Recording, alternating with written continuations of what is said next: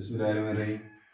آج میں 10ویں جماعت کے نصاب سے لی گئی جو نظم نذیر اکبر آبادی کی لکھی ہوئی ہے، جس کا عنوان مفلسی ہے، اس کا دوسرا حصہ آج پڑھانا چاہتا ہوں۔ تو کل ہم نے اس نظم کا آدھا حصہ جو مکمل کر لیا تھا، تو اب جو اس کا اور جو 2 بند ہے وہ اس طرح سے ہے: کیسا ہی آدمی ہو پر افلاس کے طفیل، کوئی گدا کہے اسے ٹھہرا دے کوئی بیل۔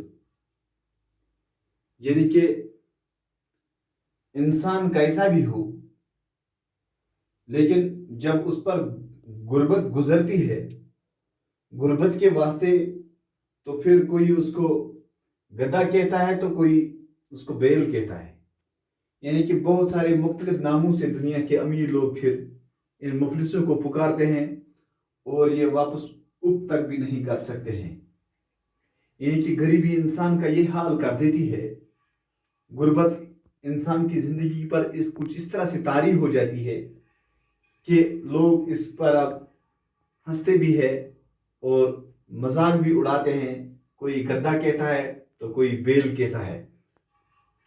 کپڑے پھٹے تمام، بڑے بال پھیل پھیل، منہ خشک دانت درد بدن پر جمع ہے میل۔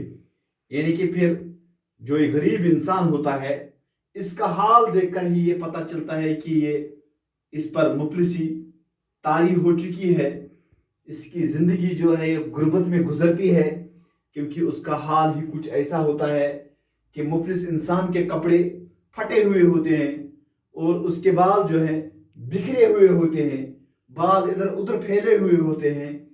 اس کے علاوہ یہ کبھی اپنے دانتوں کو بھی بیچارہ صاف نہیں کر پاتا ہے، کیونکہ اس پر ایسا یہ حال گزرتا ہے کہ اب اس کا دھیان اپنی دانتوں کی طرف بھی نہیں جاتا ہے۔ یعنی کہ اس کے دانت اب میل سے زرد ہوتے ہیں، اور دانت ہی نہیں بلکہ پورے جسم پر میل چڑھتا ہے، کہ یعنی کہ اس کے کپڑے بھی پھٹے ہوئے ہوتے ہیں، یعنی کہ ایک دیوانہ سا لگتا ہے۔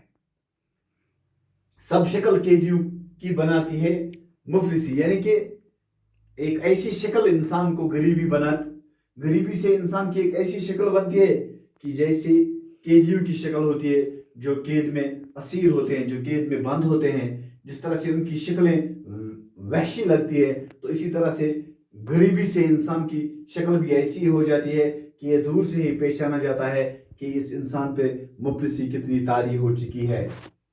دنیا میں لے کے شاہ سے اے یار تا فقیر، اس خالق نے مفلسی میں کسی کو کرے اسیر۔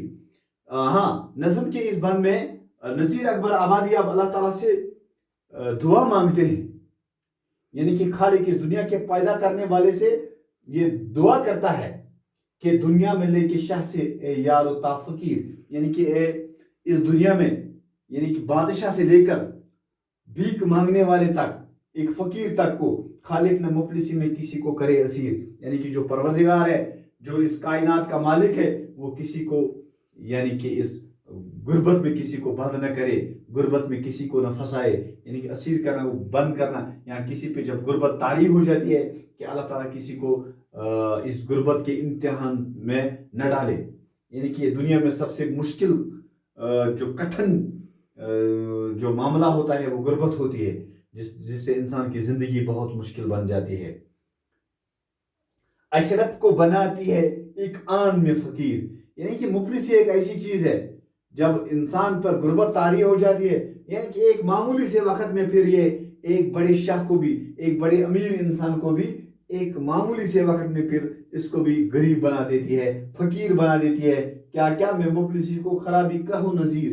اب نذیر خود سے مخاطب ہو کر کہتا ہے کہ میں کیا خرابیاں اس مفلسی کی بیان کروں کہ جس سے انسان کو بہت سارے مشکلات کا سامنا کرنا پڑتا ہے، بہت ساری دشواریوں سے گزرنا پڑتا ہے۔ اب میں اس کی کیا خرابیاں آپ لوگوں کے سامنے بیان کروں؟ وہ جانے جس کے دل کو جلاتی ہے مفلسی۔